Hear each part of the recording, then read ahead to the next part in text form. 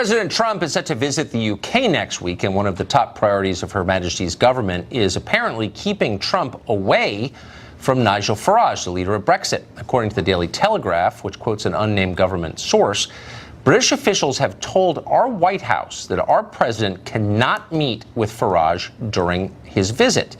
The newspaper calls that demand, quote, a red line for the British government. In other words, an absolute demand. Downing Street denies that ban exists. Nigel Farage himself joins us tonight to clear this up. Nigel, thank you for coming on. Thank you. A red line, our president banned from meeting you. Can that be true? Oh, yes, absolutely. I mean, don't forget, the establishment in Britain hate me. They see me as the man that forced the Brexit referendum upon them, helped get it through. They now have to implement something they don't believe in. And worse still, when Donald Trump becomes the president, and I was the only British politician that said he was the right thing, not just for America, but for the Western world. Trump tweeted, "Wouldn't Farage be good?" as the British ambassador in Washington. And ever since that day, they've been paranoid about my relationship with the president. But when you think about it, who on earth is some official in 10 Downing Street to tell the US president who he should and shouldn't meet? I'm sorry to say, but it paints my government ahead of this visit in a very bad light. It certainly does.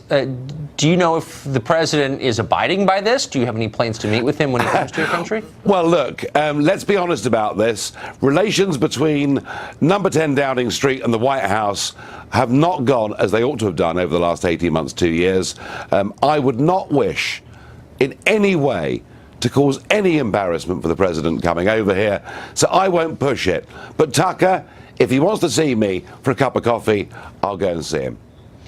I wonder if your government is aware that it's on the wrong side of history as it's unfolding in Europe. Every other country in Europe, even Western Europe, nationalism is reawakening as people remember why borders are important, national identity is real, et cetera, et cetera. The UK government doesn't seem to be aware that this is happening. No, it's very odd. I mean, Brexit was an earthquake in British politics, but the problem was the day after the People's Revolt, the power was handed straight back to those who'd opposed the referendum and the result in the first place. So we're in a very awkward place. But, I've spent this week in Strasbourg with the parties that are now governing Italy, with the party that is now governing Austria. I've met the Polish Prime Minister, who says, look, please, Brussels, don't treat us like the communists used to. The revolution is sweeping right through Europe, and the British at the moment are impervious to it. But you know what? That situation can't hold. Yeah, I mean, so how long will you, your country is basically run by a small group of very rich finance people and immigrants. The power is in London, right?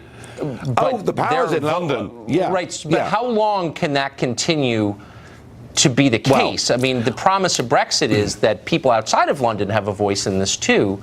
Do you think they will? Well, Brexit proved that outside of big business, big banks and big politics, people can have their say and they can win. And right now, we have, I think, I'm being honest with you, the worst Prime Minister I've seen in my lifetime, who is frustrating Brexit.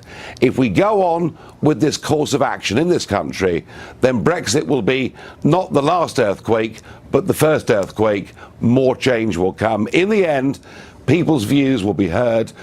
Trump is part of this. Italy is part of this. Hungary is part of this. Austria is part of this. Do you know what, Tucker? Freedom is coming back to the Western world. Yeah, if you're going to pretend it's a democracy, you have to kind of pay attention to the people who live in your country, it seems to me. Absolutely. Nigel Farage, thank you very much. Great to see you. Thank you.